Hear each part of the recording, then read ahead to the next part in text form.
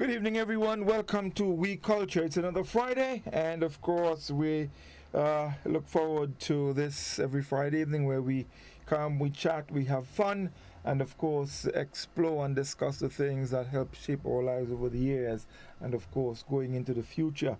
The team is here, and we have a very special guest with us this evening. We continued from where we left off last week. We started talking about intercall. And track and field, basically. And tonight, our guest is Mr. Davis Adams. Yes, indeed, the principal of the South St. George Government School. We know it as Spring School. Yes, indeed. So, and of course, I know most of you heard him in the park yesterday doing his commentary at the National Primary School Sports. Yeah, some people let's call it primary school in Dakar. Yeah, I guess it's that big, So that's what they call it. So let's welcome the team, and of course we're going to welcome our guest first, Mr. Adams. Good evening and welcome to We Culture. Good evening. It's indeed a privilege because We Culture, I've been a fan of We Culture, and to be on We Culture, I feel very, very privileged. Thank you for welcoming me and having me. So the guys on We Culture are the stars of Finley on Friday night.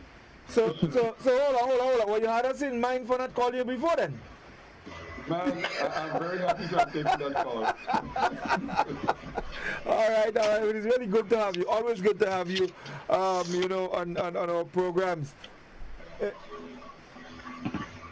What?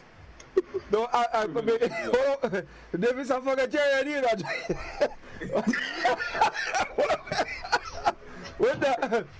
I see that piece of yellow come up there and my mouth. I don't know if any put for a storm, eh? Y'all know if any put for a storm. You're rally somewhere. What do you score? You're rally somewhere. You're so fast, eh? This is actually something that this is like a sewing area. So this is something that I was sewing, okay? Okay. Yeah, but now that I've quenched your fastness, I must see if I could turn my screen a little bit. No, let me tell you. No. The issue is not where you are, The issue is what you're wearing. You're wearing yellow, you're sewing yellow. Oh, the wearing yellow? But you're sewing yellow too? Goddfrey, I don't understand how is that you see. You don't see yourself like a doll. Well, yes. Well, I come into that. Not just big doll, small doll. We've on that doll have on the Reece? Well, that doll because we've on here. That's wig.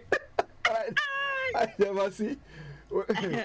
Anyway, tell the people good night. Tell them good night. Good night to everyone. Good night to Mr. Adams. It's a pleasure having you here.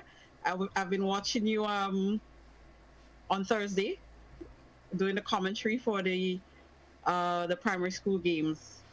So I want to welcome you to We Culture. I want to welcome every one of our viewers on social media, on television, those who are listening to us via radio.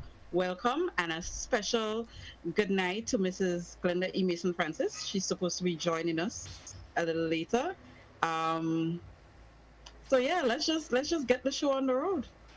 Wonderful. I'm always in amazement at how they treat you, Reece. I mean, I am always shocked at how they treat you, but nonetheless, you're a star among them all.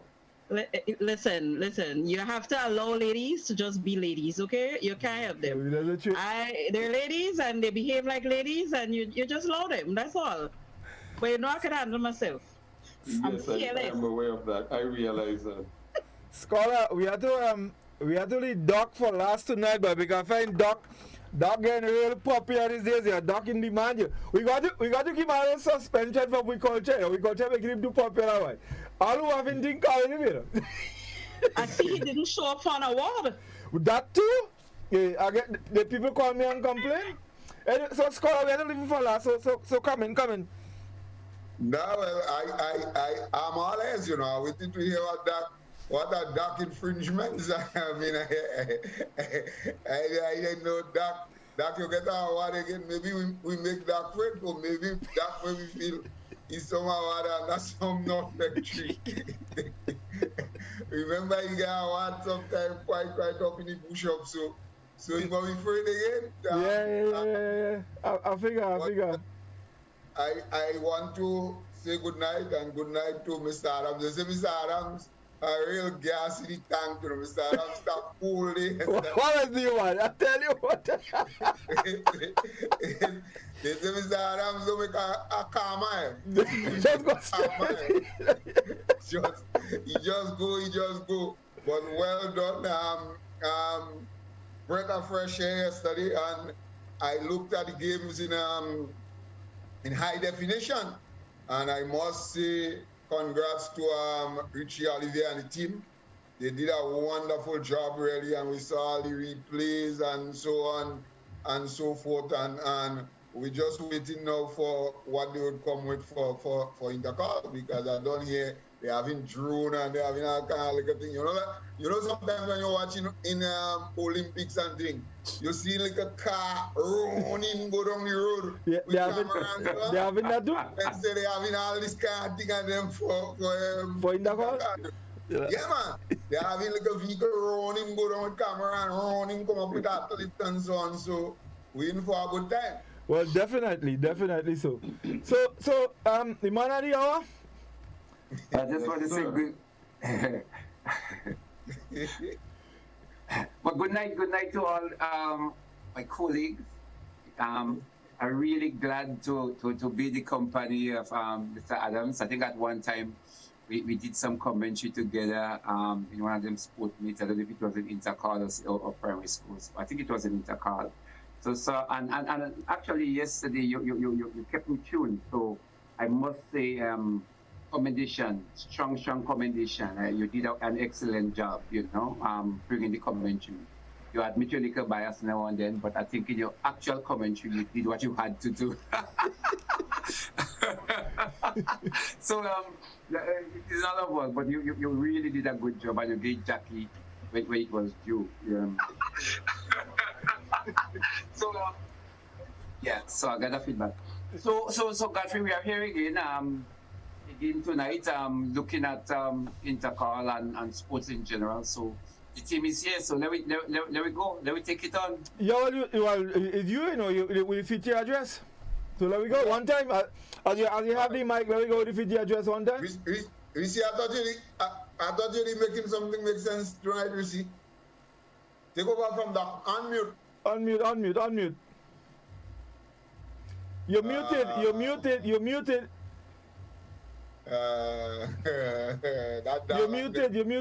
Yes, I was saying that I know that I have a pet peeve. But I didn't want to steal the man's thunder. Okay? So since he doesn't seem to have anything that is not making sense, that he's trying to shove down our throat to make sense tonight, I'm going to talk about what I think we need to make sense of. So, I had an experience this week where my son is ill and he had to get a medical certificate. Now, I'm noticing on the medical certificate, it speaks to what his issue is. And I was a little bit taken aback about it. And I'm like, but isn't there supposed to be patient-doctor confidentiality when it comes to people's health issues? And when it gets written up on a medical certificate, which some of us use as a sick leave, isn't that like spreading the news of what is going on with my son? So it goes to his employer, it goes to maybe the secretary. The secretary probably have to put things together to send it to the ministry. Then it gets to the ministry, the person that it has to get to probably have a secretary as well. Then we're talking NIS, and I don't know how many legs, how many hands it has to pass through before it gets to the particular person. So I'm thinking, like, what happens to patient-doctor confidentiality, and what is happening to you is supposed to be something that you choose to divulge. So I recall when I lived abroad, I never saw the person's issue being written on the sick leave. And I also check in with someone who I know is actually away on sick leave and had to submit sick leaves. And it did not speak to that, what the condition is at all.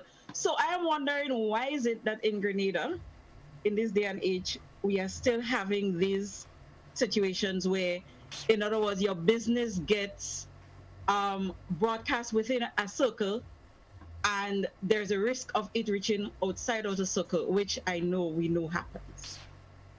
So that is my thing here. I want us to make that make sense for me, please. Why is it that when you go to the doctor and you have to get some kind of certificate that say that you need to be on leave, that it needs to speak about what your condition is?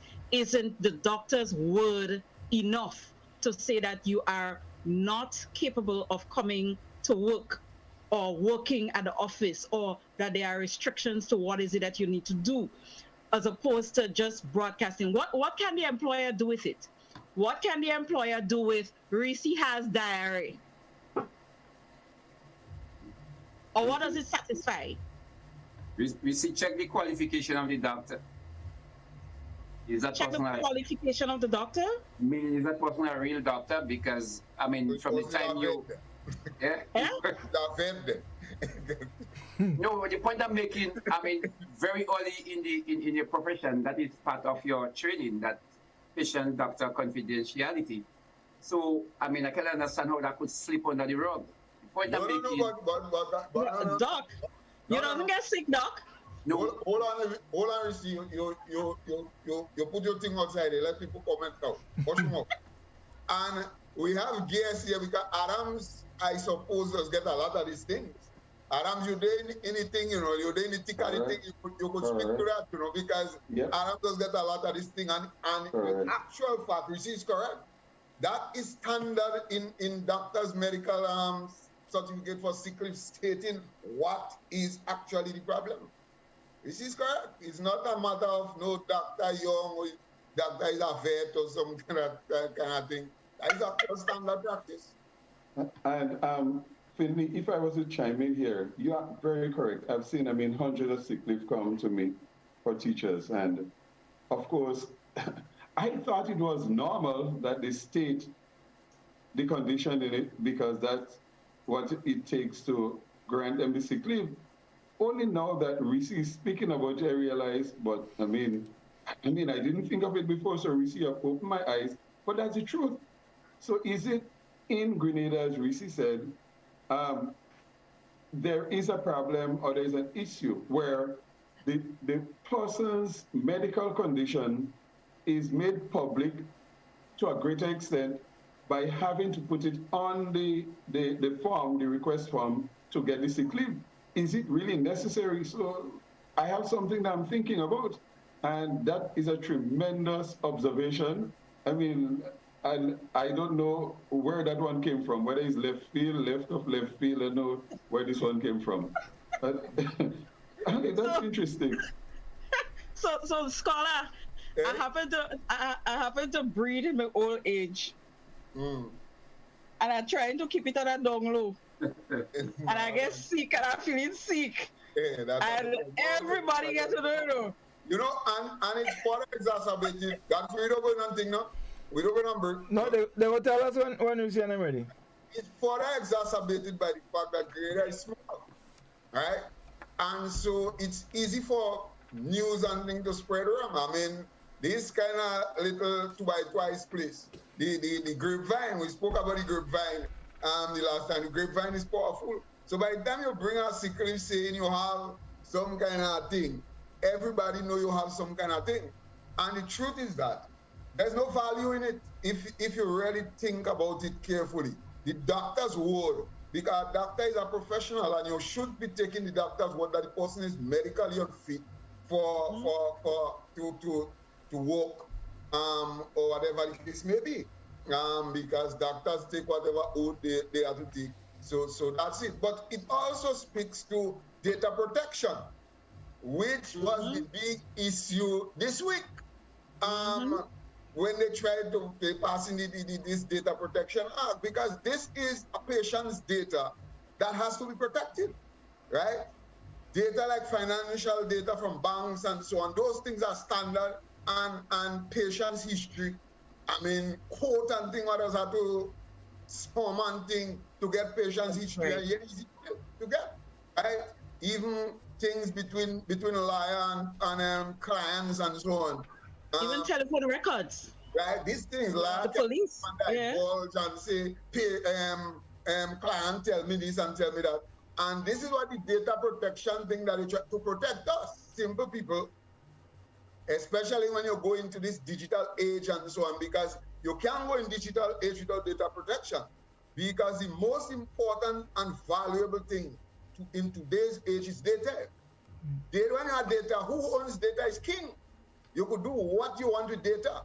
I mean, a lot of us, we go on Facebook and we do what and thing on Facebook.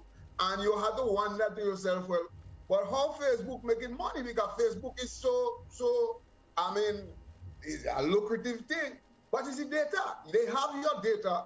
And if, for example, you go on Facebook speaking about, if you go on Facebook and you talk about a piece of hair, or what is that piece of hair behind your day and you don't Facebook, tomorrow, you get all kind of hair coming from all kind of companies advertising it. You don't know because your data has already been shared, right? Right. And this. I think they're ready for us. So let's just take it, and then we're going to come back because a couple of questions I want to ask about that as well. So we take a break, and we'll be back in a moment.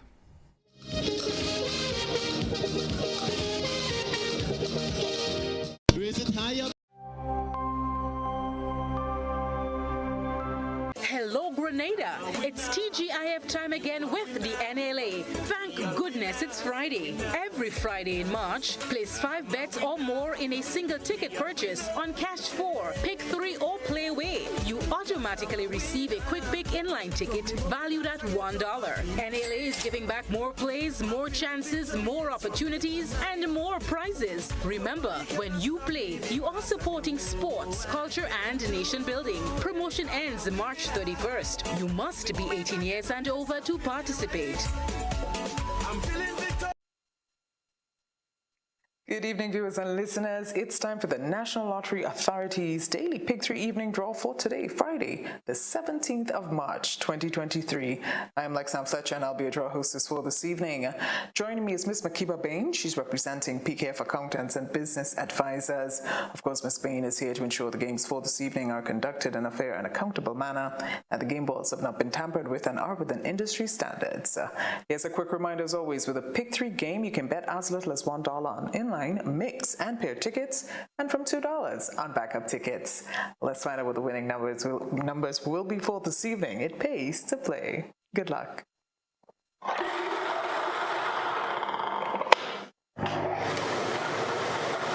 the first number is number 4. Second number 6. Final number is 2. Let's recap. First number 4, second number 6, third and final 2. Congratulations if you're a winner this evening. And congrats also to our midday winners. We had a total of 45 winners. The total payout was $19,910. Congratulations again. We've got the Playway draw coming up next. We'll see you soon.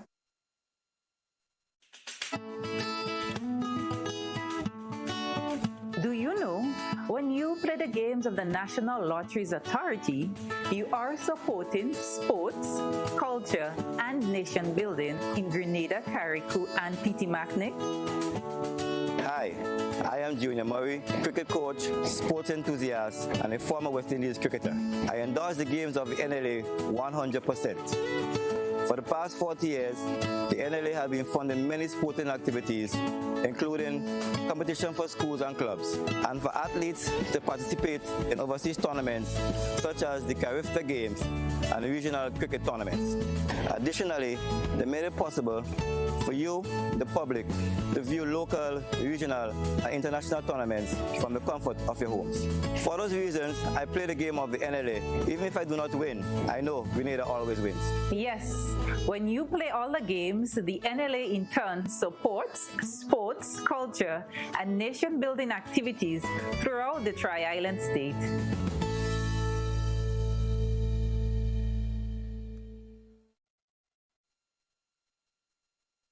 Welcome back to the Playway Draw for this evening, Friday, the 17th of March, 2023. Joining me once again is Ms. Makiba Bain. She's representing PKF Accountants and Business Advisors.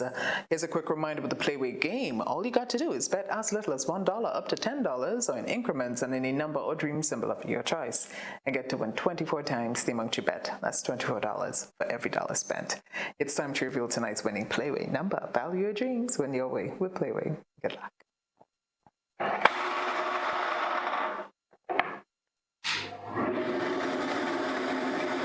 this evening's winning Playway number is This 13. 1313. The dream symbol is Blackbird. Just to repeat, tonight's winning Playway number 13. 1313. And the dream symbol is Blackbird. Congratulations if you're a winner. Congrats to our midday winners as well. We had a total of 600 winners. The total payout was $65,784. Congrats again. Up next, the cash for a draw. We'll see you then. Hello, Grenada. It's TGIF time again with the NLA. Thank goodness it's Friday. Every Friday in March, place 5 bets or more in a single ticket purchase on Cash 4, Pick 3 or Play Away. You automatically receive a quick pick inline ticket valued at $1. NLA is giving back more plays, more chances, more opportunities, and more prizes. Remember, when you play, you are supporting sports, culture, and nation building. Promotion ends March 31st. You must be 18 years and over to participate.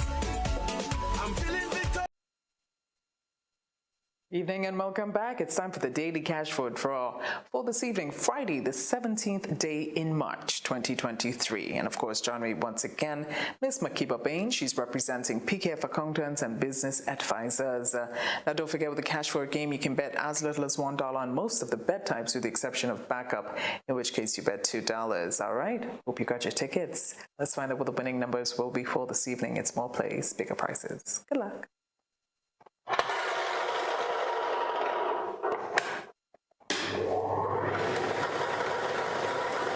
Number is the first 1,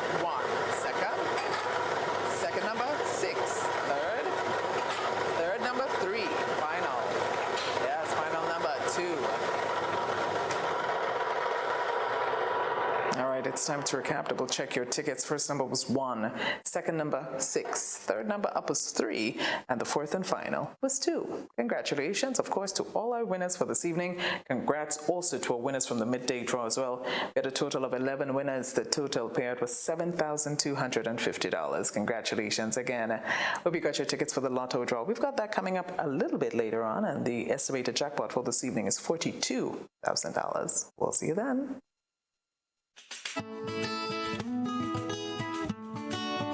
Do you know, when you play the games of the National Lotteries Authority, you are supporting sports, culture, and nation building in Grenada, Carriacou, and Pitimaknik?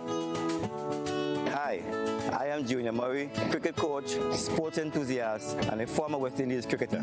I endorse the games of the NLA 100%. For the past 40 years, the NLA has been funding many sporting activities, including competition for schools and clubs, and for athletes to participate in overseas tournaments such as the Carifta Games and the regional cricket tournaments. For those reasons, I play the game of the NLA. Even if I do not win, I know Grenada always wins. Yes, when you play all the games, the NLA in turn supports sports, culture, and nation-building activities throughout the Tri-Island state.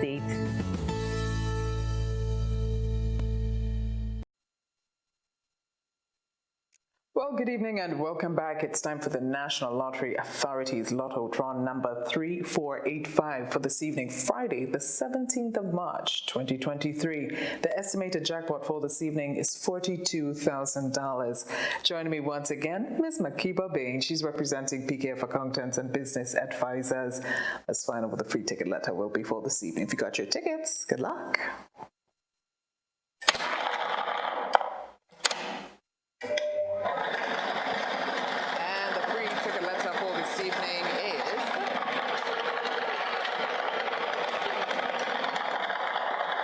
ticket letter for this evening is the letter M as in money. That's M as in money. It's time to select tonight's 5 winning numbers for $42,000. Good luck to you. And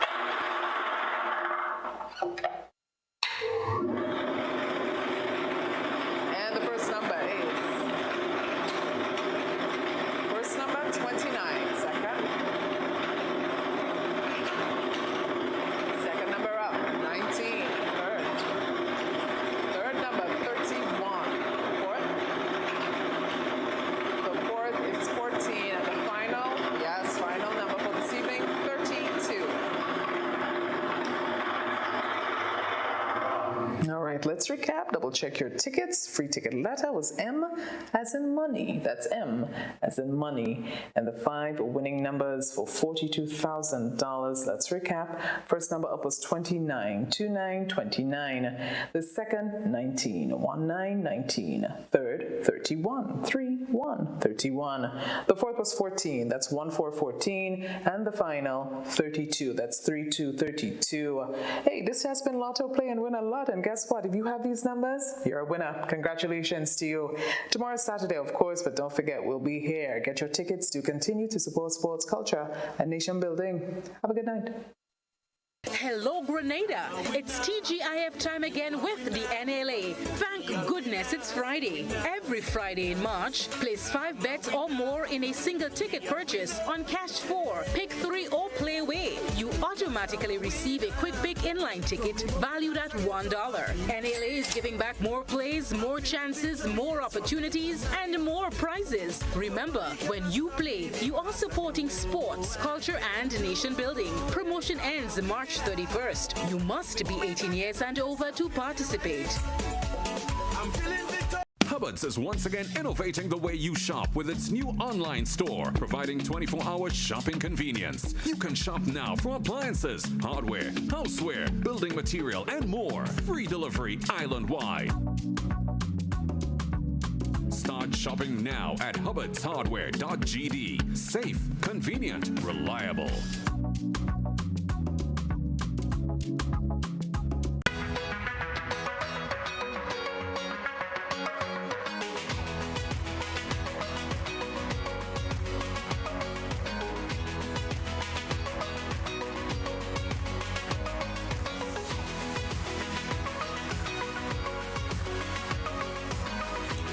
WeatherGuard Pro. For every project, there's only one Pro.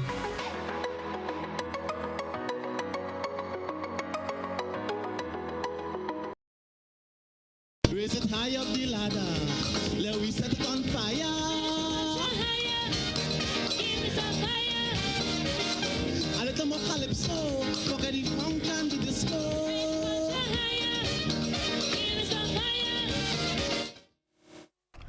Okay, welcome back. It's We Culture, and we're going. So, well, of course, let me say I did not welcome our friends on the Facebook page and YouTube channel. We welcome you. We're happy to have you. We see quite a few comments already.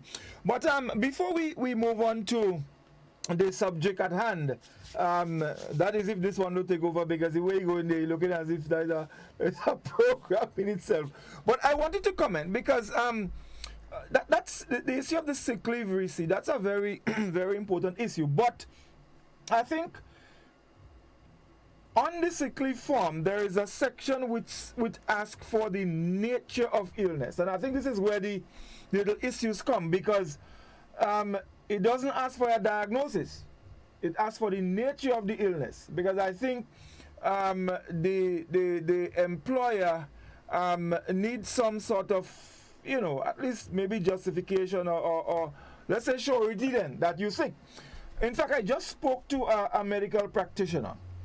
And let's say, for example, if a patient has, let's say, rheumatism or arthritis, the doctor doesn't have to put that on the sick leave. He can put pain in the right knee.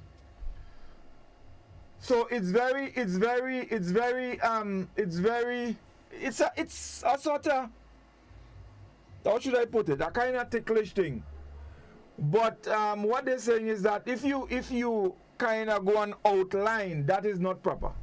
You can't go outlining, but the issue of the nature of the illness doesn't mean a diagnosis. So I'm just putting out that. Reece, you're on mute. Reece, you muted, yeah. Oh, sorry. I was saying that just sounds like a pacification. It just sounds like an excuse. It's like to just kind of soften it, without saying the hardcore, and all the details. But if pain in the knee is my issue, let's say if the nature of my problem, the diagnosis is that I have pain in my knee, and you don't know if it's rheumatism, if it's arthritis, whatever, what are you going to soften it with? Right? So pain in the knee. Someone. But okay, no. I understand what you're saying. Someone was saying, right, that doctors are not supposed to be doing that. I want to read a comment. Yes. Hold on, Reece. Hold on. What? I could tell you what they could soften it with. What? A soft candle? All they have to say, you have a knee. A old knee? Oh, you have a old knee. So, no, but I think something must be placed as nature of illness. I mean, you can't just leave it blank. It must be, because as you rightly say, the employer needs to have an idea as to what is the condition of the employee, and even upon return. So you'll see things like, this person has been under my care from this period to that period and should not be at work up to this period. As scholars say, the medical doctor's word is supposed to count. But then what you see being added is things like, upon return to work, they need to have certain restrictions. And then you can speak about the restrictions. So for example, the restriction might be, okay, if the patient problem is to do with their hand, nobody needs to know that, but you might put the restriction as they're not allowed to raise heavy load. Or if the person is taking certain drugs, but they are able to come to work, you might say, do not operate certain machinery or something like that. But saying, the patient has pain in the knee, as opposed to putting the patient has arthritis, or, I have breathing problem, but not that I have asthma. Like, it's just a pacification of it. At the end of the day, we're running with it still. No, but that's the point. We're coming up with our own diagnosis. No, but that's the point. But that anybody can put it on diagnosis. But the point is, my question is, what do you, because remember, a sick leave is an official document. So if there's a section in that document which asks for nature of illness, what does the doctor do? I'm not saying that he has to put. That doesn't have to be there. That's the point. But why not? The nature of illness does not have to be on a certificate for sick leave. It does not have to be there, and that is the issue. Goddfrey, let me say. I agree with you on this one. Because I don't believe that is supposed to be there, right? A doctor's word should be enough. I mean, that's a medical doctor's word. There was one time when I was in the Ministry of Education as PS, CEO, everything. There was a young lady, and the medical doctor said that she unfit to because she can't take the chart and so on and so forth because of some condition that she had. And not for hell, the education officer telling me, no. That was set up to me life. And I have to say to her, listen to me. Whether you suspect they lie or not, this is a doctor's word. And there's no way you could go against it, because next thing you go and you decide, boy, no, that lie and you think, and the girl fall down, bro, will they jail the you? So you have to be very careful. So I believe that a doctor's word is supposed to be so very powerful that, I mean, you don't have to divulge probably that I'm a well, that's it, and I think that is the point. And this is where the difference between a diagnosis or placing a diagnosis on a sick leave as compared to the nature of the illness. Well, I mean, I don't know. I'm just need to know what my medical issue is. Yeah, but what if the nature of the illness, a doctor puts, it's the nature, testicular issues? Tell me, what does that do? Well, no. You see, that's the point. Okay, so as scholars say, if you go on right on the sick leave, the man makuku, You basically expose all the man business. That's what I agree with Reece. Let's suppose they say joint pain. What is the difference between saying joint pain and testicular pain or testicular issue? Yeah, but that could mean that could mean anything, you know. Mind you, I'm just throwing it out because. But there's no need to put testicular problems there. Garu, my whole thing is, what is the value of that? Yeah, what does it do for the employer? Yeah, no, and that's the point. Why can't it just be that the doctor says that you're medically unfit to come to work? Well, what is the value of knowing? No, I have no issue, you know. I have no issue. I'm just saying, if it is that is not, it should not be there. I have no problem with that. I'm just speaking along the lines of the fact that a sick leave certificate is an official document, and there's an area for nature of illness. This is where I'm questioning. So if it needs to come out, it needs to come out. I have no problem. Yeah. But I want to add one more thing. There are codes, right? Some doctors, even in Grenada, they choose to put codes, medical codes. And the thinking is that is like a form of protecting the data, your medical issue. But really and truly, people go on Google the codes and find out what your issue is. So just don't do it. Yeah, but at the same time, boy, you see, I don't know what you're talking about here. I don't agree. The medical codes? Hold on. I don't agree with you with that one, you know, because let me tell you something. One of the things that all of us here know that, everybody here know that. One of the things they just teach doctor, besides learning all this medicine and how to diagnose things, they just teach doctor how to write in a way that nobody can understand. AKA crapo go to tongue. But I don't know crapo go to tongue. No, I don't. Doctor just draw a line. How the pharmacy well, all of them learn the same old stupidness. Because me don't know how they just know what that thing is. And doctor just draw a line. All doctor doing that. I don't know no doctor writing letters. That is a culture with doctor. But hold on. Let me add a next thing here. I mean, just for conversation. To me, doctor writing in code. Let me just throw that here lastly. I know Doc want to talk about the which can feel. We go to that now. What about the instances where an employer gets a sick leave from a doctor saying XYZ? I remember, I'll give you an example. A couple of years ago, there was a cricket match. I think it was West Indies and somebody in the Caribbean.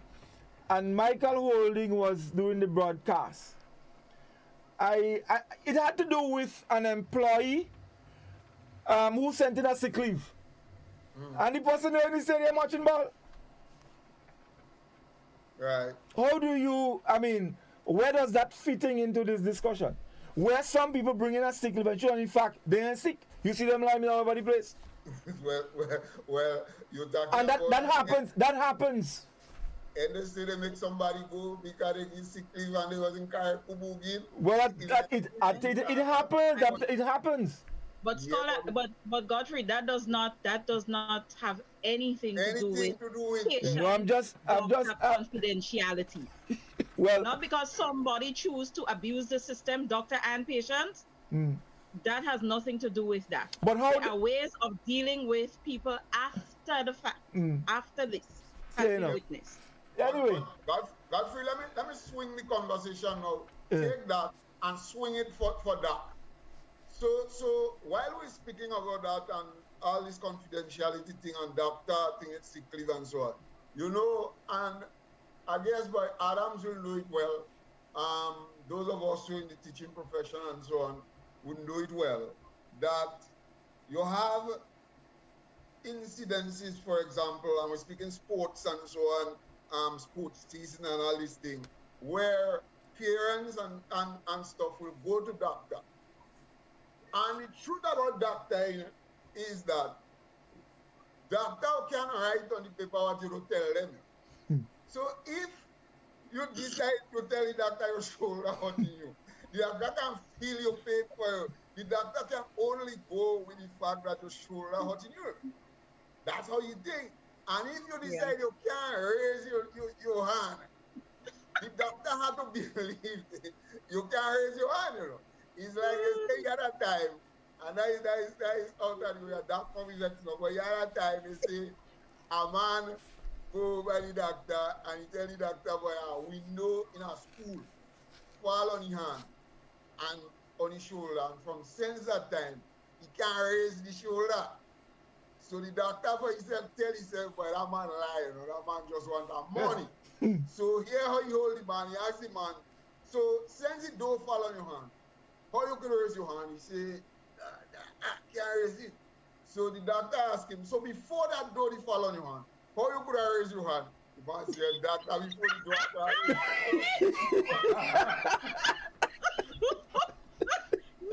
What do you mean? What is showing me here? Well, that before. I don't know. We can't raise it so now. So that's the truth. And what you find is that some parents will bring children by doctor, get medical leave and so on. Correct. So that these children can take part in physical education and sports. And when this happens, my question will be then, but that will take over from there. Should children be punished because they refusing to take part in physical education and sport? Even with many of them without even a doctor certificate. That coming. You can go similar to Dakar and the sports. I bring you back in the sport. Well, thank you for bringing back his sports, because I think we have our guests here. And we brought the guests. I'm enjoying it. And we also have a guest. And then we've been abusing the guests. The guests are the privilege of the guests. So anyway, tonight we want to look at sports in general, but I guess we would zero in mainly on Intercol and what is happening in Intercol. We would not be able to cover all the various points, but tonight, some of the contentious points in sports are the two areas, well, one yesterday, which Mr. Adam did a good job in commenting on, had to do with the primary school sport. And example, I went to the St. Andrew one. The first contention is that there are some schools, many of the schools, maybe 80% of the schools don't have a under 50. So the question always arises, what should we do with the under 15? Should we make it, disband it? Is it creating a great advantage or advantage to the school as the under 15, 5, 6 of them that actually can run, while most of the other schools, they have no under 15 at all? So that is something probably we could look at. I mean, last week, Mr. Adams, we looked at Intercol, and we looked at whether TAMCC should take part in Intercol, and we also look at the point standing. As it relates to TAMCC, I think the jury is out. We could leave it any which way, whether they should or should not. I mean, we just discussed it for what merit it has. But as it relates to the point standing, I think the jury was actually in to say, well, we believe it is baloney. I mean, in no way we should be rewarding children that would walk to the line coming number 8 and still give them a point for participation. Particularly in an event, an event so prestigious like Intercol, where you couldn't get any 8 athletes to participate in an event. So we basically came to that. So back to primary school, we look at the under 15. And even yesterday, we again look at the quality. I mean, the quality of some of the athletes. And for me, as a former athlete, we look. You think about some children, schools training, and then the realities. You see a lot of children doing the 4x4, 4x1, and they actually run the whole 4x4, 4x1 in lane 3 or lane 4. And to me, it questions the quality, because the quality of a team is reflected in the relay. Really reflected in the relay, you know. So I was really amazed. And actually, the last 4x4, you see a major jumble up taking place, and I don't know that one was kind of crazy. So I wonder where the other, I suspect it could be the official. But again, the quality of the athletes in terms of the lane assignment and how they execute the entire race, I think that is something that we have to talk about. Again, next, in St. Andrew, there are a few athletes that, for example, a couple of athletes that run exceedingly well. And I mean, in one instance, there was one that broke a record, and that athlete was not included on the team. So it just brings me back to my old house in Sasan. He said, only the best is good enough. I'm saying that broadly because I don't want to zero in, but I also believe that one of the things the mantra which I always maintain is let the best athlete, perform, and let us see how we can get the best athlete, give those better athletes an opportunity to seriously perform. So these are some of the other events. The thing we talk about as well, the primary school. At the Interpol, we have the 3-day event. And in the 3-day event, you're wondering in terms of children that from the altar parishes, St. Mark, St. John, St. Andrew, St. Patrick, have to take the bus 5 times. Meaning on the first day 2, the second day 2, and then the third day you go down 1. So we're not counting the last day going up to actually compete. So again, we could look at the advantage and the disadvantage in terms of those traveling and the effect it will have on athletes competing under those conditions. And we find some of the events is actually dragged on at Intercol. Something that is also worrying for some of us is sometimes the length of the official ceremony that takes place, that tend to the ceremony and some of the medal presentation. We wonder if that could be done much faster in order to accommodate the athletes and to cut down on the time that they actually staying on the track since it's a 3-day. And to crown it again, you also have now they have added some new events. I think it's the pentathlon and the decathlon, and that's a show for this Intercal. So I think we see a lot here, and to look at Intercal and look at track and field as it relates to this coming season and see how we could tackle that. So here we are, and we're going to try to untangle that, and I guess you would add as much as you can to help us discuss this matter. Right. So and that's where you could come in here and chime in on what Doc said. Hold on, I just want to add a few to what Doc said, and I find Doc real touch on the real tough ones yet. In the primary school games, and I think Adams and them spoke about it yesterday. The fact that the private schools are not allowed to take private school, primary schools. Yeah? Children, school children. Last week we were speaking about CC children taking part in secondary school games. Now we're speaking about primary school children taking part in primary school games. They have a chance, they could win, they could do everything. And for years, this is something that is like a revolving door. It has come up year after year. As a matter of fact, Adams could tell you that when we were in the union, and me and the union again, so me and Fred to say, Guy Adams asking I think it was the first vice president yesterday, about the same thing, and he was very tongue-in-cheek. He didn't want to say things, he talked about the rainbow, and if you are one color, and I think, I don't do the rainbow thing because me and they in that. When we were in GUT, Adams could tell you that we bought this before the GUT. We were in favor of that, bring the private schools, let it take part, and we were struck down. And the reasons for that, I mean, I let Adams tell you, but for me, the reasons are past absurd. I mean, in this day and age, there are absurd reasons why this is not happening. So this is something that I expect us to really, maybe that might take the whole program. Then the next thing you notice, St. Mark's. For years, St. Mark's had two little schools. Now, I don't know, I find something has to be done with St. Mark's. Besides just one fear for St. Mark's. St. Mark's, since before they go in primary school, they know they come in last. I mean, there's no way St. Mark's will come anything but last with these two little schools. And this has been happening. I'm sure, I don't know if Adams had the history, but I don't know if St. Mark's ever come last. I mean, and what can we do about this? Because it's just... Reece, you mute. No, Reece, you always mute.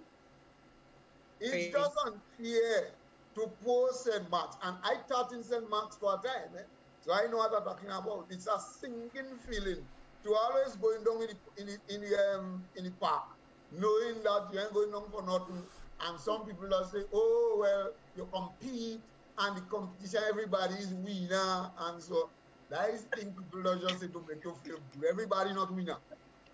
Thing. You're winner, and you're second, and you're third. According to Goddfrey, you're first run out, and second run out, and everybody not winner.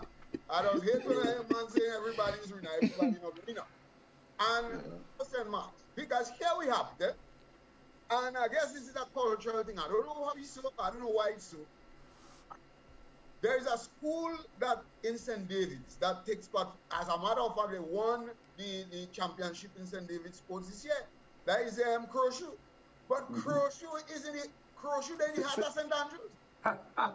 Crowshoe they near to St. David's, you know. Crowshoe they about a mile from St. David's, you know. Not a whole mile. Not a whole mile. You're a mile. No, not a whole mile. No, I'm you. Yes. By St. David's at the Lambert Bridge, you know. I'm you. Reach a mile, Goddfrey. I tell you, no, I ain't agree not with you. Take from the bridge and go up, you see reach a mile. To coach school? Nah, man. Hold on, Mr. Man.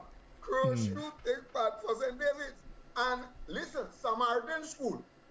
Samaritan School is just the width of a river from St. Patrick's. That is a fact. Samaritan School in St. Patrick's. Really and truly. It's just the width of the little river from St. Patrick's. So, boy, I don't know what we could do. So maybe one of the things maybe they could do is to let them private school take part with St. Mark's. You're saying all that to say that? So Livingston, let me ask you before you ask me. Let me ask you, you know where most of the private schools are located? St. George's. St. George's. So if Crowshoe could take part for St. Andrews, so why the private school can take part for St. Mark's? You see how I do it? But let me, Davis, let me ask you this. Why is it that the private schools and you see last week Doc was making the point and he was talking strictly in terms of ability and age. Private schools, I mean the primary, they are primary, it's just that they're not publicly owned, government owned. So why are they barred from participating in the primary school sports? Well, yeah, Adam. In what context were you thinking about them participating though? I don't think you made that clear. Is it that they are private schools, but based on where they are located? So if there's a private school in St. Andrew, they run with St. Andrew. No. They run as private. No, I can never agree to that. But why not? But they are primary. Yes, they are primary, but I could never agree to they are there as if it's like St. George's sports, like St. George's parish sports, where you have the schools taking part. That makes sense to me. What is the name of the school? It is the name of the But yes, but Goddfrey, what happens at the national primary school games is a parish thing or district, because Carriacou and Petermatic is not a parish, right? It's a parish district thing. Right? So, in my opinion, wherever the private schools are located, this is a parish that you are running with. So we choose the best athletes out of that. I don't see why is it that private school get to have their own name. No. Yeah, they represent the parish. They participate as a primary school. Well, that's what I'm saying. But you see, you keep saying as a primary school. So okay. So Skull. So hold on. Let me ask you, Skull. Ask me the question. Where your private school? Well, we know where but your private school. Yeah, but you know that once it's 6-1. You see, hold on. Let's stop. It's 6-1, half a dozen of the other. Because if they just say, all right, let them take part as private school in St. George's, that's where they did. That's what but if that is it, that it is. If that's what it is, that's what it is. But what makes them? Yeah. But what makes them? What makes them different, scholar? So what is it that what would happen here? What are you trying to avoid? St. George is having an advantage because St. Andrews didn't need Crosshill to win. So what you say that let it private schools take what? Let's hear from Davis. Let's hear from Davis. Let's hear from Davis. Scores. Hold on. Let's hear from Davis. Yeah. So let me chime in here just a bit. To be honest, I think we overcomplicating the matter, and that's a fact. It's been made overcomplicated. I don't think it's as difficult to solve as we would make it to be. The truth of the matter is, because sports was organized along a union basis and parish basis, then we had parishes and union and so. But we have gone beyond that. We have children who are able now to access private schools. I don't think this should be held against them at all, because it's national primary school sports. So that should not be held against them because they are in private schools.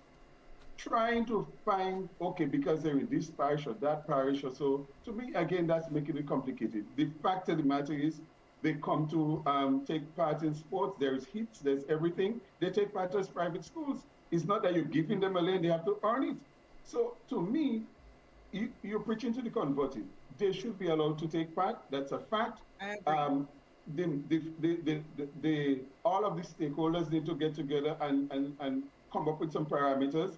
The union saying, okay, because they pay dues, and so to me, that is the simplest thing that you could talk about. I mean, I don't see the issue of dues being used against children having to participate in a game. So for me, I believe and I think that the private schools should be allowed to participate as private schools, whether they're in St. Andrews, St. George, they come together as private schools, because a whole different group of children, they're using a different, as opposed to public schools, they're in a different setting, but they are children anyhow. So in my mind, they should be allowed to compete.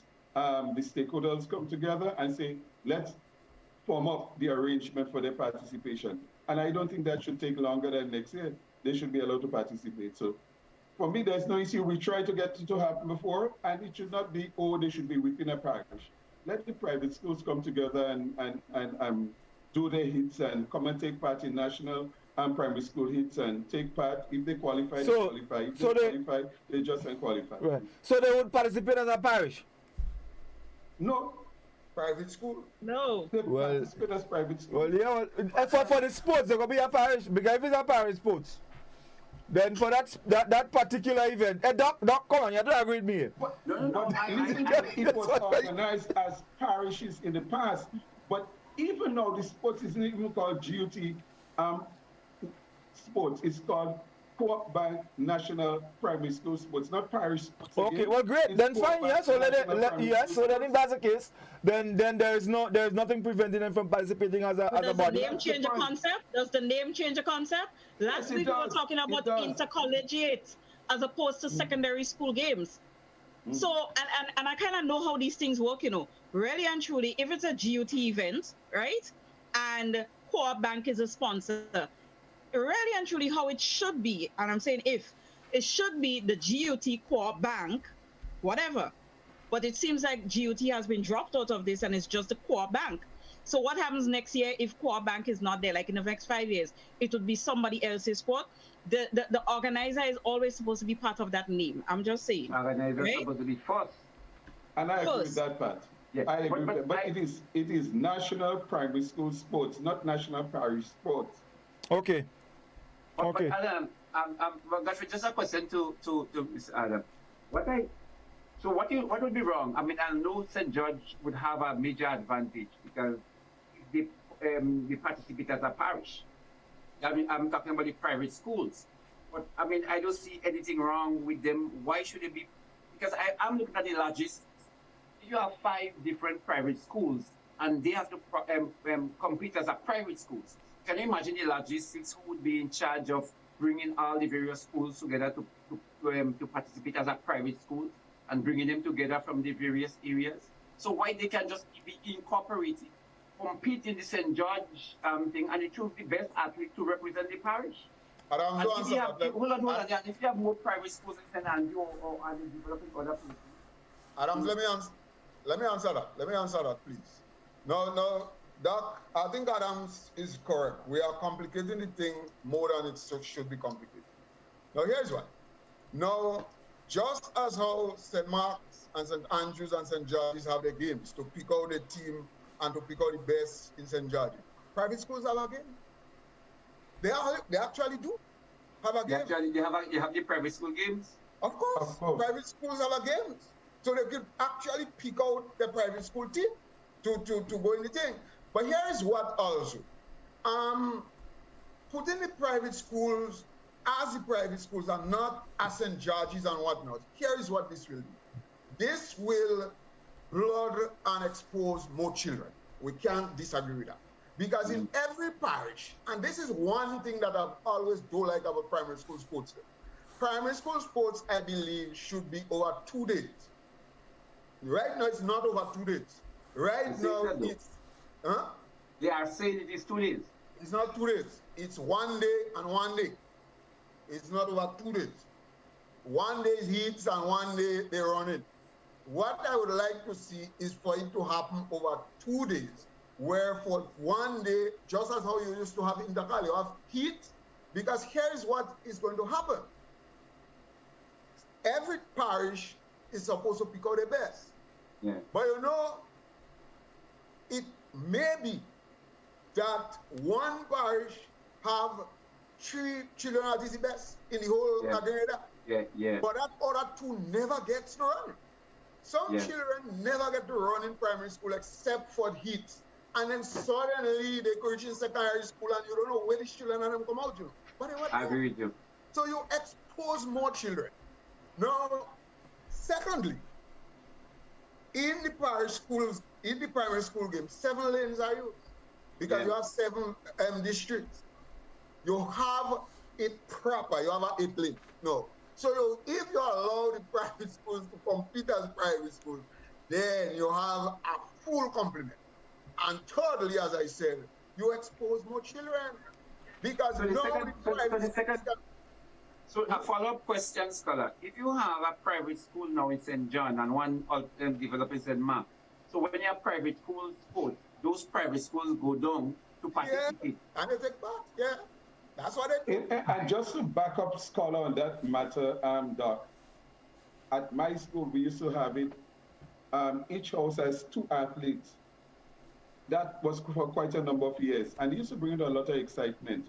But the truth of the matter is there are some houses, at times there are houses that has the 4 best athletes. We got rid of selecting 2 and decided that we're going to have hits. Yeah. Sometimes in some races, one house has 4 children. Agree. So the concept that Scholar is speaking is, it's like you'd have affirmative action. You decide that's what you want from each group, and you take that, which is not really exposing all the children to get the best of their abilities. So I agree. If you are going to have hits, you allow each parish to select their top 4 children, let's suppose in the 100, and come and take part in the hits. And that could be the top 4 athletes in that race. And they get a chance to. So if schools are doing it where they have hits determining who run in the final, why can't it happen at the National Primary School Sports also? No, but I agree with that concept. But you know, if you bring that in primary school, you know there's a similar concept in secondary school. Generally, how do you do it in intercal? Is it 2 athletes per school?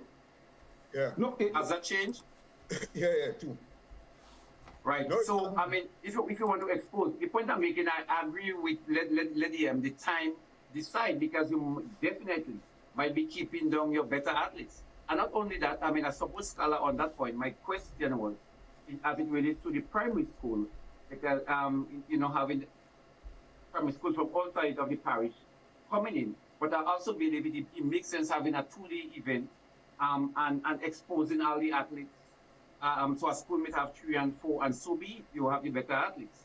Because you might have a child, and I've seen it happen with me already, a child win in the school sport, and the next child win the event at the intercal or the national meet.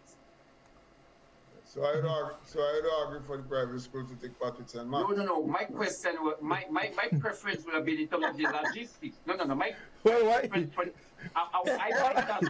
No. Fella, I don't agree with you. My preference was we could put you on the wrong. Make St. Mark's a private school, so don't get that way.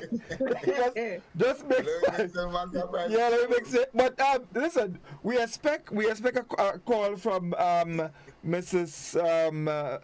Francis, Glenda Mason Francis. So she should be calling us anytime because she was an integral part of this intercall and all of that. So we would want to hear from her. In the meantime, Reece, I think we should take some Facebook comments because I know we have quite a bit piling up. Yeah, we have loads. So, well, you know, we were discussing a topic at first that might have ended up being the whole program. So we had quite a few people commenting on that. Dodo is asking what happens to patient confidentiality. The condition should not be listed. Patients have a right to privacy, and one of the duties of the physician is to help protect the patient's privacy. There should be a Personal Health Privacy Protection Act in Grenada. In that way, the patient must be informed about any use and disclosure of personal information, etc. Sonia is saying, when someone have a medical condition which cannot be treated on island, what happened next? Is their family members are the ones who have gotten help on the street, wrong the island on motorcade to ask for donations to seek medical attention out of the country. And I think she's alluding to it gets public there, right? But I believe the patient would have agreed that we are doing fundraisers and for transparency purposes, you want to disclose the gravity of the situation. Jose is saying, although we can bypass that comment, he's complaining that they thief St. Patrick's again, but our last hope is McDonald College and we were in maroon. That's for you and Scholar. Dodo is saying, I agree with you, Reece, or say patients should be placed on light duties. Angel Moraz is saying, good night, guys. A sick leave should have to be sealed, go straight to your boss. That's confidential between the person and the doctor. Jose is saying, I happened to watch a primary school meet, and as soon as the 4x4 open relay started and St. Patrick's in the lead, GBN just cut off, and I never saw the finish. Somebody might want to tell Jose how that ended. Alexandra is saying, disclosing someone's medical issues, regardless of what it is, to the boss is not right. This is supposed to be confidential. Cynthia is saying, you could be unfit for work, but not necessary to be confined to inside. She's also saying, my husband always give that joke, Scholar, the one about the doctor with a patient that had a hand issue. Dodo is saying, yes, Ernesto, I was really vexed and true as I saw a youth ran a 60-meter race and he crossed over all the lanes, watching all the other runners and still won. This was so funny. Stephanie is asking, can the government schools take part in private school sports? Cynthia is saying, I always thought that Carriacou and Petit Martinique was the 7th parish. Veronica is saying, good night, We Culture and everyone, blessed Friday, okay. And Stephanie again is saying, there was a year the Grenada Junior Academy took part in that games, and those very said teachers were not pleased, and yes, they are part of the union. Make that make sense. Those are the comments. All right, so I think we have our caller on the line. Let's go to the telephone. We Culture, good evening. Hello. I think we lost her there. We were a little late, but I'm sure she's gonna call back. In the meantime, let me just see. I think I did see a couple of WhatsApp comments. So someone is saying, Crochu was never treated by the ministry as being in St. Andrews. They always placed with St. David by the ministry. There's one private school in St. Andrew and the others are in St. George. Thus, St. George would have more, of course. The private schools had their sports the week before the primary school game, although St. Andrew did not take part.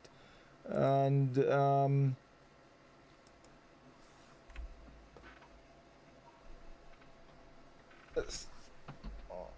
all right, someone is also saying here that, right, just to cut across, the athlete who ran across the track and won the race deserved 4 prizes. First, second, third, and last. So, but I think that was the highlight of That was the highlight of the games, and that's all the comment. Let's go to the telephone. I think our caller is trying to get back in. Oui Culture, good evening. Hello, good evening. Good evening, Mrs. Mason. How are you doing? Not too bad at all. Good to have you. Yes, well, I had something prepared and I'm wondering now, well, if, anyhow, I will say what I had to say. Indeed. I have quite some information here for you all. I don't know if I'll have enough time for it. The Scotiabank in the secondary school games, I remember last week, Reece wanted to know where the name Intercol came from, intercollegiate games, and these started in the USA. Jamaica is the only island, I think, that has things similar to what we have. And Grenada has done a lot and reached very far with our intercol games. Now, these games started in 1965 with 9 schools, and now we have about 24 secondary schools taking part in the games. The school that started the games was the St. Joseph's Convent, St. George's, the Anglican High School, the Grenada Boys Secondary School, Presentation Brothers College, St. Andrew's Anglican Secondary, St. Joseph's Convent, St. Andrew's, St. John's, Christian Sex, St. David's Catholic Secondary, and St. Rose Modern Secondary School. And these are the schools that started. Now we have 24 secondary schools. In those days, sports took place on a Thursday. This was a half day for the stores in St. George's, not Saturday at all. And I would like you to note that the Thursdays, all schools at Queen's Park, that was a place where the sports took place, the old Queen's Park. Also, before these games, there was something called the Windward Island School Tournament that took place between 1952 and 1956. The first island it took place in was in Grenada, 1952, St. Lucia, 1954, St. Vincent, 1956, and Dominica in 1958. And this was all male schools, and the Grenada team consisted of the GBSS and the Presentation Brothers College at the time. Through the years, we have moved from just 1 day of intercall, and then we had 2 days, boys and girls, and now we'll be into 3 days, and you know how that goes. I would also like to say that when we started the games, and notice you say I am we, because I think I joined the team in 1965 when I started teaching at the GBSS. So I was there more or less from the beginning of the intercall games. This, in 1923, which is this year, we are now celebrating 58 years of intercall. And in front of me, I have a program for the 7-year-old from 1976, when we had the boys and the girls schools taking place. The Grenada Secondary School Games Association was the first name. And then you had annual inter-secondary school sports, the name changed. And then from 1914, we had the Scotiabank Inter-Secondary Schools Athletics Championship. And then now in 2022, we have the Republic Bank Intercall Championships. So that the names have changed through the years. There is something I would like to read to you. Again, this was on the first program of Intercall, and why we had the games and what they were meant to be. This is very important. From its inception in 1965, this local tournament has served the very useful purpose of annually bringing together the cream of the secondary schools athletes in healthy rivalry, and has been the means of discovering and nurturing budding athletic talent and promoting friendly camaraderie among a most important group of the nation's youth. At this time in particular, as we approach the new century, remember this was written in 1965, or the new millennium, These games are even more important as they are an avenue for our youth to engage in a legitimate activity which can only have positive results and which should cause them to veer away from those evil vices that are now controlling our societies all over the world. Very appropriate for today. We would like to direct the attention of our athletes to the association motto, Interesse non acquire ultimum consilium est, that is in Latin. The ultimate aim is participation and not acquisition. Interpreted, this means the ideal should be to take part in the sports for themselves rather than merely for the purpose of gaining prizes.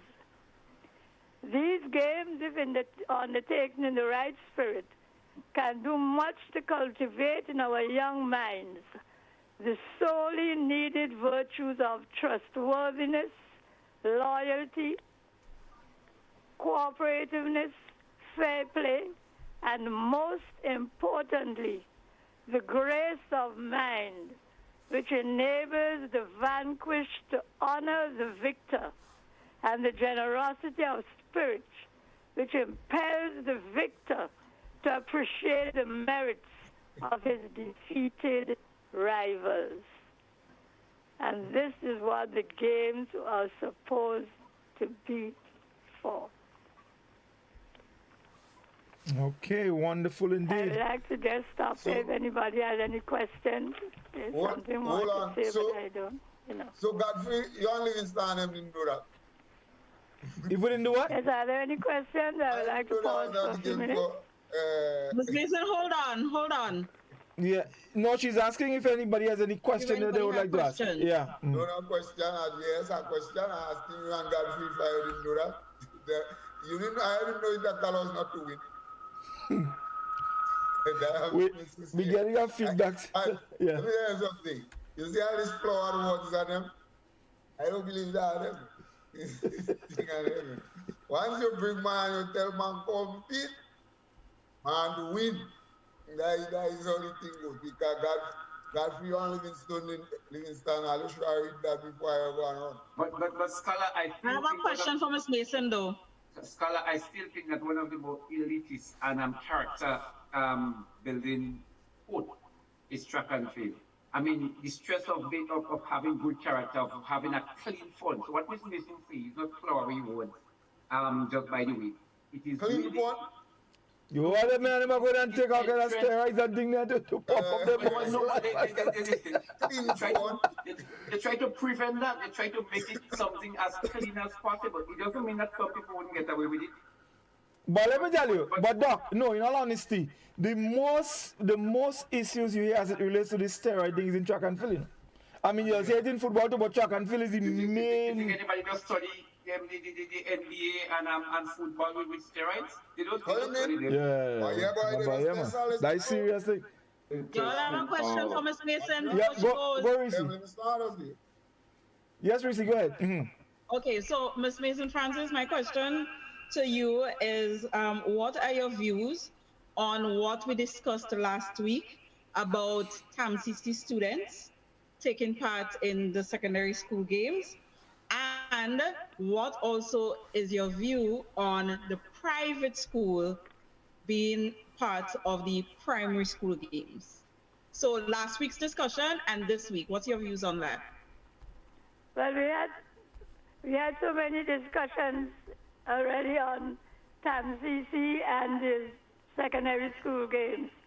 But again, as was said last week, if you look at the name, you talk about secondary school games. TAMCC, when the game started, we didn't have a TAMCC.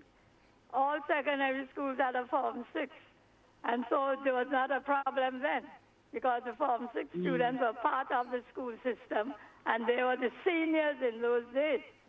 But afterwards, when we started with TAMCC, and then all the problems that, So again, that is a big something that can be debated again, but I don't think it will be easy now to bring back TAMCC into the games with the other secondary schools. I don't think it would be easy. Okay, okay, wonderful. And the issue of the private school, is that also the other part of the question, Reece? Yes. The private Yeah, the schools private school being part participating? of the. Well, again, I don't know if I am in a position to talk because I don't have much dealing with private schools.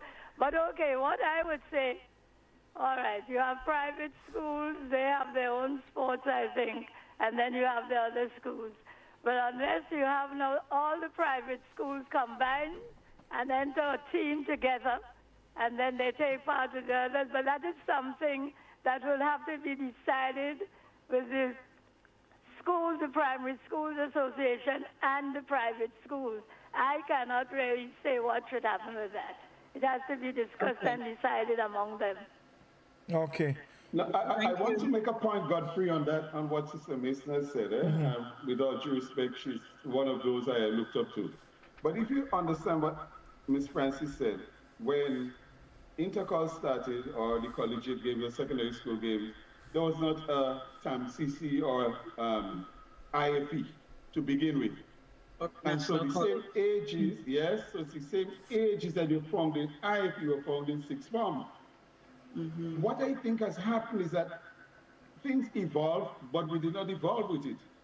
And so it has become a problem because we moved from sixth form to IFE, sixth form to TAM-CC, and yet these children now are penalized for moving from the secondary school into the TAM-CC or IFE. Something has to be wrong. So things have evolved, but we are not willing to evolve with it and to make it easier to give these students a pathway to take part. Similarly with the private schools. Private schools have come along. I mean, that's just part of the evolution of life. But we haven't found a way now to get them to participate in what is Grenadian, what they should be involved in, because they are all Grenadians.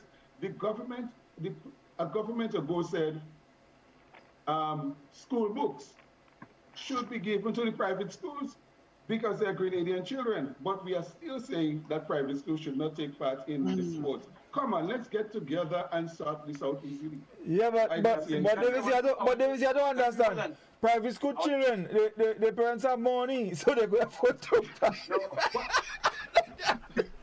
private school children, parents rich. Yeah, doc. I want to get Adam to commit. Adam, are you saying, am I understanding from you that you are saying that based on the evolution, that the children, when Intercol started, we understand that there was no IFE. Are you saying that you believe that Intercol should have been now able to embrace the children that are in TAM-CC of similar stature, or similar age range? You have that's where I am, to be honest. We've got to evolve. We've got to evolve. They need to take part. And they need to give TAM-CC a proper, just like how the secondary school have coaches and so, they need to put stuff together such that the curriculum, the schedule is such that it would give the students the opportunity to study and to pursue their dream of athletics also. Yeah, but Adams, what would you say then to that school of thought? Because there is also a school of thought that what needs to evolve is the organization of sports and athletics, and not necessarily the fact that we must incorporate TAM-CC in the secondary school structure. Because here is what. It is not only athletics that TAM-CC is in that same situation. Football, for example, is the same thing. You have a secondary school football game, but TAM-CC is excluded. But I'll bet you any money that you will never hear a hue and cry about TAM-CC taking part in football. And you know what is the reason for that? The reason for that is because football is so organized in Grenada with club structure, and there's an association that exposes all and sundry to football. So whether you're in TAM-CC, whether you're in CC, whether you playing football, but the truth is that TAM-CC children, once they reach there, they are not exposed to athletics because there is no structure that organizes clubs and so on, so that they could take part. When you listen to Jamaica and so on, you have Western games, you have Central games, you have Eastern games, you have Central Eastern games. So whether them children in tertiary or whatnot, they run in because there is structure. but there is none. And so what we're just getting took by this whole thing. What needs to happen as far as that school of thought is concerned is that the people who are organizing the Ministry of Sports and this thing must have this club structure organized just as the template that football is giving us. And then we ain't care about no children taking part in that, because there'll be a lot of other ways and avenues for them to expose themselves. But as it stands now, the only avenue for children of that age to expose it is intercourse. So that's why. May I say something? Yes, sure, Ms. Mason. Yeah. Yeah, no, what I'm thinking again, Reece, to answer you. The rules that control TAMCC now, and opposed to the other secondary school, TAMCC is a level above. The rules and regulations of secondary school do not apply to TAMCC. And if you're having something like intercall and the schools have rules and regulations they are supposed to follow, TAMCC students are above that. How will you control them with the other students on the schools? First of all, you start off with the other uniform to wear. Can you give examples of those rules that are different? You know, it won't be easy. It won't be easy to bring back TAMCC into that sort of rules? Like what rules? TAMCC children go in, they come in when they want. TAMCC children don't have to uniform, they just wear any old thing. Is that a criteria to participate in track and field? What? Is that a criteria whether you wear uniform or not? Yeah, is that? The children have classes at different because times. Teams have uniforms. Teams have uniforms. But in other words, you go get uniform.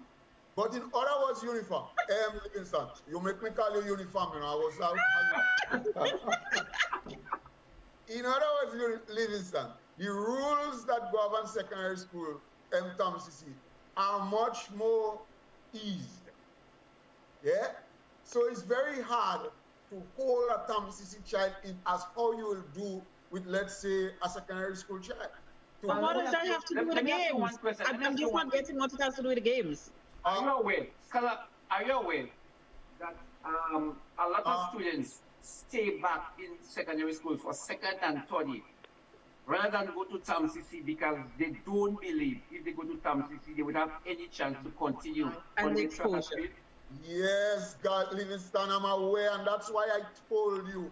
But I'm betting you any money, they ain't gonna stay back in secondary school to play football. They ain't gonna do it. Because they could play for they could play for Hurricane, they could play for everybody. Scholar, I see your point. Athletic. I see your point. There's no structure here to incorporate them. The Ministry of people are too lazy. Scholar, we see your, yeah, but we see your point, eh?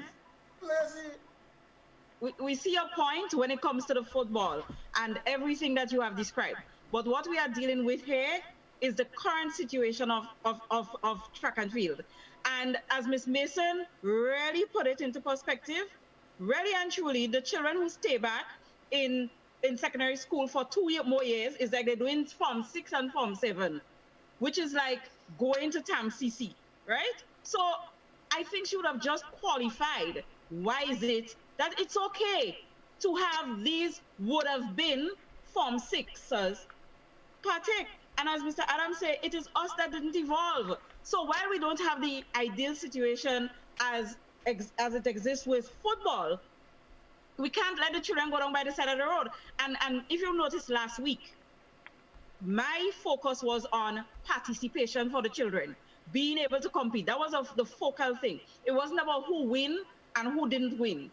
Y'all were talking about that, but my thing was about giving them opportunities. And I really see this being able to, it's worth the try. I agree, because take, for example, as you would have spoken about students remaining back at the secondary school, you have students in TAMCC who are like 16 plus 17, and you would have students in the secondary school all because they want to compete, staying 18 to 19. I mean, come on. Or repeated. And repeating. Yeah. I mean, that makes no sense. And if they go to TAMCC, you're telling me that there's no structure, nothing in place for the students? Come on. We have to do something about that. But not only that, What we have to do about that is to force. You see, we always call out people on this program. Livingston just quick today. Ministry of Culture. What do you call the next one? What do you call the next one that he was head of again, Livingston? Cultural formation. I'm not seeing it. But now to call out Ministry of Sports and say sports and who are doing it, you jump up talking about observe them in this is just a lazy way. No, scholar. Track and field is not a built-up competition. Track and field is what you call a built-up competition. Hold on, let me explain that. Football, you go through a series of elimination. Anytime you have a track and field meet, it is by itself a complete event. So you cannot compare a cricket competition where you, this team played against that team and who win and then you go to the next level. You don't have No, Doc, I agree with you with that. So what is the purpose? Listen, that what scholar is saying can be equated, I mean compared to what you're saying, can be equated to the various school sports, because remember, everybody can just get up and decide to go into call, you know. And even when you get to intercall, you can just say that you go in the final. So there is a procedure. It's a more of an individualistic thing which I can feel as compared to the big team football and cricket. So I different. No, I don't think so. Football team. Tivoli has a football team. I don't go and compete with Montrose to see we make a better team and then we go and play against St. Patrick, we go and play against Suttis. Tivoli team, track and field team, remain Tivoli track and field team when we competing. Unlike when you have a football team, the football team, we go in that competition as one team. Anytime you have a track and field meet, it's by itself a complete event. There is no build-up. So when a school has a team, the school team, you look for the better athletes and then you go and compete in intercall. The school competition is by itself a complete event. So because of that, Doc, this is why I think So because of that, Livingston, this is why I think Scholar is making the point that the Ministry of Sports and the GA and CO, whatever it is, need to get up and start putting things in place and structure the thing and have more sporting events so that everybody can participate. Hold on, Scholar, just one sec. And I think that's where we probably are overlooking something. Track and field at secondary level, primary level, goes in age groups. And the guiding principle is age group because you want people to compete at age groups. Now, if somebody is within a certain age group, but they are at time 60, but you tell me because they're at time 60, they cannot take part, then what do you have the age group for? Yeah, but given the same opportunity. You have the age under 17 is under 17, whether at time 60 or secondary school. Under 19 is under 19. But Davis, even at the okay, let's look at the national champs for example. But it's the same thing. When you go to national champs, you Adam. Yeah. So a with man on the black part at 17 years. He's not at 17 years old. So why can't you that out? But easy in Tam CC. So he has to be in Tam CC. Yes. It's a school event. But here is what. Hold on. But here is what. Doc, let me tell you something. In what you're saying here. Let me debunk that. Here is what. Grenada, right now, and I'm happy to say that we are making it easy now for what I'm saying here to work with. Because never have I heard in many, many years so many athletic clubs, functioning athletic clubs, running and participating in things. You have all kind of athletic clubs right now. This is where you have to incorporate, just as how Jamaica has all the set of clubs, right? And you organize games, competitive games, so that the children know how to take part at school. Just as how you have SAS children and McDonald College children playing football for SAS and McDonald College, but they are also playing football for North Star, for Hurricane, for QPR, so it's the same way. So we agree with you. That should just be additional. They should still be able to take part in the intercollegiate, in spite of all of that you're adding. Guys, Wait, Scholar, give me a second. Goddfrey, Judge Gotti Robinson really want to get on. Yes. He's trying to call you right now. All right. Let me. So, Miss Mason, we we thank you for your contribution. Okay. Yes. All the best. Have a good one. Right, All the thank best. you. Yes. Yes, indeed. All right. Yeah. So, Scholar, yeah, you could just finish what you were saying. No, To see if you're getting the call from Gotti. Well, are we waiting? We're waiting on him. Yeah, we're done. Go on. Some people lose me flavor. Right now. You see, there's another. Listen, there is a little cultural thing about the TAMCC thing as well. You know, that I think we also need to pay attention to. Now, when a child leaves secondary school and go to TAMCC, there is that thing of education that comes into play. It's not about sports again, you know. That child who go into TAMCC, they are a bright child. Because mind you, children who get, let's say for example, I remember in my days, when you do GC, it's children who get 5 and more subjects up that going to IFE. So there is this kind of education. Bright children. No, hold on. No, the point I'm making is, this is what I'm saying, Reece. I'm just talking about the little cultural thing. There's a stigma with that as well. So you may find that a lot of the children who go to this, to move to the tertiary level, they are not so athletically inclined, but more along the... No. No, hold on. Not true, Hold on, you're not listening to me. You're not listening. If you listen, I said most, I didn't say all. I'm talking about a little stigma that goes with when you go there. It's more of an education thing more than a sports thing. That doesn't mean that there aren't children who cannot Let me make a point. be part. Yeah. Similar to private schools, so the stigma is them children rich. They come from rich parents. So But doesn't for example, doesn't Westmoreland participate in Intercall? Yes, but you see, Intercall is not a private versus public thing. No. Does Westmoreland participate in the primary school? Westmoreland? Me don't know. No. Well, them are private. But here is the point I thought Goddfrey was making. Godfrey tied me up. Godfrey fool. No, tie up out. Godfrey, take the call, please. Take the call. Yeah. Okay, so let's go to the telephone. Oui Culture, good evening. Hello.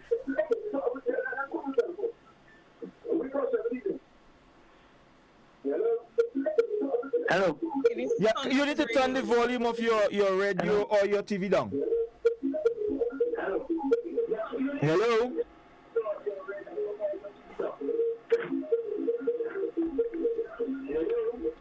We seem to be having some issues there. Yeah, all right, Goddfrey, are you hearing me? Yes, go ahead. All right, you're Livingston say well. I've listened to this debate for years. In actual fact, in 1967, I could say I was involved in the whole in the called structure, being an athlete, then a coach or official, name it what it has been.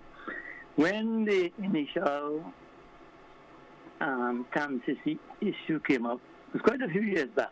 Would you remember that there was something tried called the tertiary games, the school games where they had TAMCC, School of Med, I think the school from Bob, what it is. But there were a few of these tertiary institutions that had the games. I heard the point made about children leaving and basically the age groups involved. It might some kind of thing out of place to say that they're not entitled. But if we just look at one simple rule, the kids, how much percent of the great athletes get a chance to go to TAMCC? We're talking track and field, or even sports as such. Get a chance or goes to TAMCC. 300 children graduated a year. How many of them, including the best of sports athletes, let me put it as track and field athletes, that get a chance to go to TAMCC? The point I was making. I mean, that has been studied.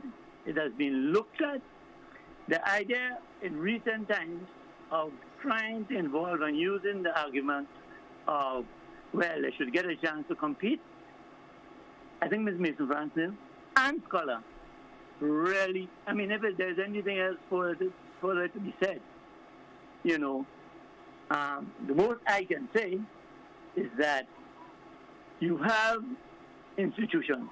In my day too, when we went to school, there were games. You could take part in things like Whitsuntide and national championships if your school was not participating in Whitsuntide or any of these national events. Two, when it evolved, we talk about evolution and the club structure of the GAA and CA that picked up around the 80s, coming back to the time of the revolution and otherwise, you would have found that there were more competition. Even in the 1980s, they had these meets that had started, whereby you had the Eastern Games, you had the Southern Games, you had the various games. But all these kids, where the schools did not, or maybe GBSS, a SAS, or a PBC might have been able to send a team, right? Because the quality of athletes they had would have participated then. These kids who would have left school, and it was most older children. In IFE today, subject to correction, kids when they're 17, 15, 16, 17 already have their A-levels and the like, and would have left school already. They have been there for the education as it is. So it has been debated, and there are more cons than pros for having the IFE. And I want to go back to that structure because I was basically part of the whole dialogue when the whole institution of the tertiary games, which wasn't successful. If we go back to having, and Athletic Association today is doing quite well with the various events that they are having, you'll find a lot of coaches being available to the various groups in the various parishes. People always talk about one of the greatest time of my coaching career was when, and people have it wrong, I didn't coach SAS. I assisted the coaching staff of SAS in preparing their team during the 1980s, right? So, if there is various events in the various parishes, or the various sections, north, south, east, and west, you remember, I think it was 19, the year after Ivan, Intercol was remodeled, eh? Remember it was remodeled. One day we had field events. They had the various, I think it was 3 zones who had their competition so that they could have field a team. And we had 3 zones competing on the last 2 days. When we're talking about evolution and track and field, let's get a proper, if somebody wants to really get us to put this in, because as far as I am concerned, when I went in 67, when I participated in Intercol between 67 and 72, it was the motto we knew. It was the secondary school, the schools away from the classroom to the schools in Queen's Park, up to the late 80s and beyond. So I'm not saying I would like to see how we could really get and what they might be, but I will feel just as Ms. Mason. It will be very difficult changing the structure. And I will quickly go to the primary school and the private schools. George Sherwin might be able to bear me out on this too. Is that the private school is right. Parents send their children to the private schools. There is a primary school game that is equal to a certain level of the primary school game, private and primary. The best sprinter in this country went to a private school as one of the best sprinters that we ever had, and that's Sean Lambert. He was not. There are a lot of good athletes that come from the private schools and they enter into the secondary schools. A few years ago, there was this great drive to have scouts come to the private school and from the secondary school, and scouts come from the secondary school to the private school, scouting for the athletes to attend their school. So there was a graduation. whereby children had opportunities to get into the secondary school, to get both an education and to participate in sports. We have to look at the holistic plan and the development of track and field, and then there will be a point that I might be able to support for having the IFE, as it is, if that's the right name now, to participate in the secondary school meet. It's going to be difficult. Thank you very much. Yes. Oh. That's my point. Okay. Thank you very much indeed, sir. Thank you. Thanks. All right, guys. So we're wrapping up. Goddfrey, my main question. I feel Gotti is somebody I have a lot of respect for in track and field. I value his opinion, but my question still holds. What do we have to lose in allowing those few numbers of athletes or students that want to participate in intercall? What do we have to lose, right?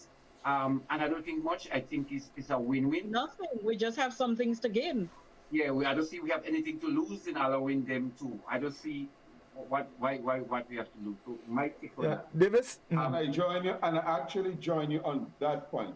What do we have to lose? I really do agree with that. And one of the things that we have to take note of is the fact that, funny enough, it's not the primary school and duty that's quoting the private schools, It's the private schools that seen an opportunity to expose the children that's really saying and making that brought it forth that why are they debarred from a national primary school sports. So if that is what anything to think about, I'm putting it out there. I want to ask a question.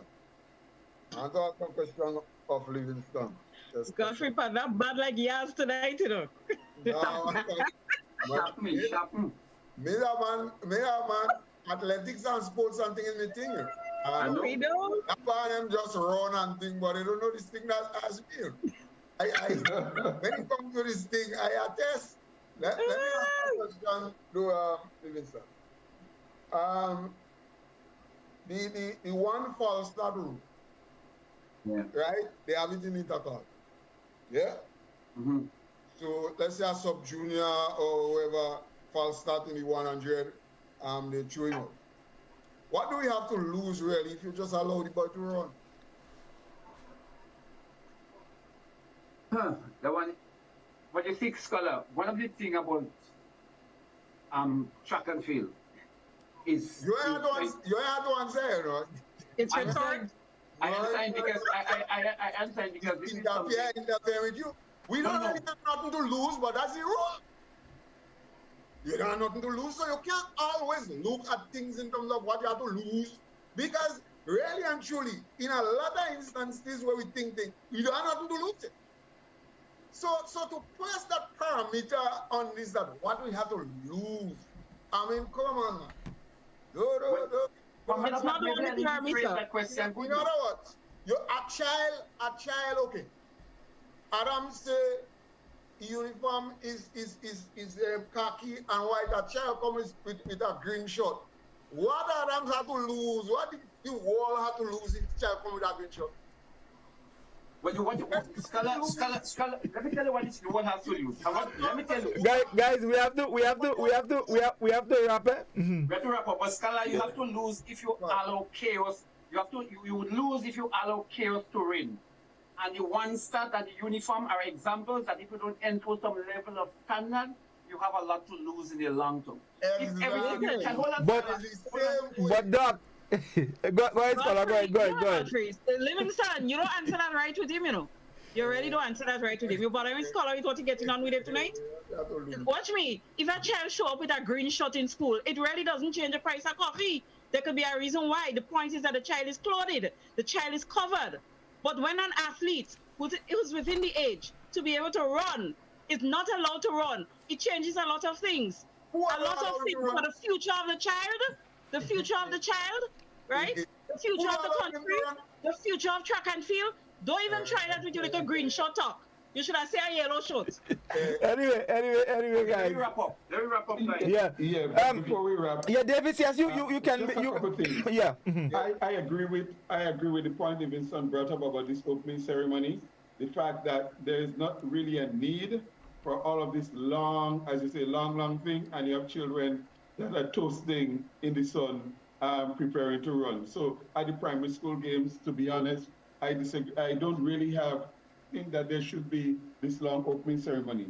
As it relates to the under 15s taking part, for me, that's a ticklish one, because again, the issue is they are in school for whatever reason that they remain in school as under 15s, and they should not be denied participation. The issue is, what do you do with the participation? Does it come to points, or does it just come from medals? Does it come for selection going forward? Because some parishes and some schools are at disadvantage. That's a fact, not having under 15s. But I don't think it should preclude the under 15s from coming and also being able to compete. All right. So, Reece, your closing comments. Okay, so let me just read a few comments here. Veronica is saying Grenada need more schools like TAMCC. Haven Hill is saying medical issues are private and must be disclosed on a need-to-know basis. An employee would have to disclose medical issues to an employer if it affects ability to perform or attendance, but the employer is obligated to keep it confidential. In some cases, the doctor's note they may omit specific information and give general information sufficient to satisfy the excuse. Stephanie is saying, I wonder why these two union men never went to drive boots on the ground to get the private schools to join the union and increase membership. And Cynthia, the last one, said, I'm just reading St. George's is one of the 7 parishes of Grenada, located on the southwestern end of the island. I didn't know that. Anyways, my closing remarks. My focus has always been about athletes being able to have opportunities to compete and improve. And that is the baseline for any argument that I put forward here. And this is why I'm going to right now say I maintain my stance on TAMCC being able to participate in the intercollegiate games. But I am now agreeing with you guys that the private school can enter as private schools in the primary school games. And why? Because it seems like the concept that I had about primary schools games, that it was a parish thing. But it seems like it's not so. So evolution has happened there. It is about primary school students taking part. And the same reason that you see that you're noting that primary school students should take part in it, for the same reasons, it is the same reasons I believe TAMCC should be allowed as well. What's not the defense risk? Right, Doc. Yeah, well, just 2 short statements. I last week we heard Conrad was on the program and he mentioned that there was 6 mini meets, and we were phased because we were not aware that there were so many mini meets. And I believe part of track and field and the Ministry of Sport is to spread the events. So I would like them to have a mini meet in St. Patrick, one in St. John's, one in St. Andrew, etc. Try to get as much athletes as possible involved. And second, and the last thing, I cannot understand why you would have a Adrian, Spaceman, Mitchell mini meet and not host it in St. Patrick, to have it in the state. That to me baffles the mind. When you're doing something in honor of Spaceman and you're doing it in the south of the island, that is crazy. That makes sense. That makes sense. That don't make no sense. Skulls. Well, I realize that all you very biased on this program tonight. None of all you do make a pitch for St. Mark. I'm noting you. I'm noting that. You said that will make St. Mark a private school? Yeah, don't know about that you is not all. Okay. Don't worry. Can I have 1 minute to know Goddfrey? That 3 haters. They somehow do like them. And imagine man talking about under 15 allowing under 15 to let under 15 run, because it's not the same thing I heard with St. Mark's. St. Mark's, some schools go under 15. St. Mark's are children. But then you have them running and coming out. We have to do something for St. Mark's. I'm serious about that. So that maybe we need to have a Western block and just let St. Mark join with St. John. I think. But good conversation once again, and I'm sorry that we did not get deep into the intercall and the fact that crazy point that intercall has been moved to 3 days now. It was moved to 3 days because they felt that 2 days was too loaded. And so they moved it to 3 days. But in doing that, what they did, they increased the amount of events. So now you have a kind of... So you're back to square one. You actually now have to qualify, as how they see in Olympics and so on. You have to qualify to run the 8 and all this kind of nonsense kind of thing. And what this has done is to make the thing even worse. And the last time we had intercall, that's the first time they tried the 3 days. And that was the most children had fallen down in the stadium. They are going to kill people's children. With all, you're supposed to increase the days and don't add all these, so children have more time and so on. You could have a morning session and then you have an evening session, so you get the best out of the athletes. But in grade and in intercall, whole day is Pepsi. Children running whole day they go. And that to me doesn't make sense. So now they bring Tatalan and Pentatalan. They have all kind of thing now. And then Doc made the point, which is an excellent point, that it is unfair to children who have to come out from far. This thing is just advantageous to tongue children. That's what it is, to St. George's children. Because they do not have to. Let me tell you something. Intercall was held in St. Andrews 1 year. One single year. And all the schools from town, they camped in St. Andrews. They refused to climb up and down the granite. But children from St. Andrews must climb up and down, up and down the granite to go and compete with some children who are just lie down in the house and just walk, come in the stadium. You can't win, you can't beat them. So this... And then the whole intercall in Progress Park?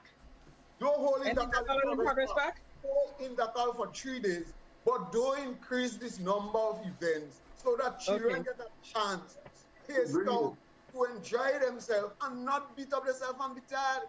You cannot beat over 3 days. You cannot beat tongue children. And that's in fact. Beat children from up here can't beat tongue children. Not when you travel over the Grand Town every day, up and down, up and down. How you gonna beat them? By the third but some of those children from tongue, they come in from over Granite Town. And they come in from over Mabuya. No. All right. Anyway, guys. We had a rap because they go send somebody or someone come and tell me, show me a sign like that too. Yeah. So I don't want them to do that. So. Anyway, guys, it was Davis. You want to make a final comment? Yes, final comment. I mean, if that would help Scholar in terms of seeing that with discrimination against St. Mark, when the first primary school championship was held in 1959, the winner was St. Mark. So St. Mark has won. I heard that stats yesterday. Yeah, because the other places in our school that time. And it's only Carriacou that didn't win? And Carriacou is the only parish that has won a primary school championship. So St. Mark has done extremely well, even with the two schools that they would have had. But nonetheless, thank you for having me on. I could tell someone now that I was on We Culture. We Culture. All right. I really enjoyed it. Yes. Anyway, guys, look. It actually was a really wonderful discussion, and I was happy to be part of it. Thanks for inviting me, and I look forward to seeing you guys going forward. All right. Thank you very much. It was indeed a wonderful discussion, fellas. Thank you all very much. And folks, thank you for staying with us. Thank you for all your contributions. We look forward to being back with you next Friday on We Culture. Do have a good night. All the best.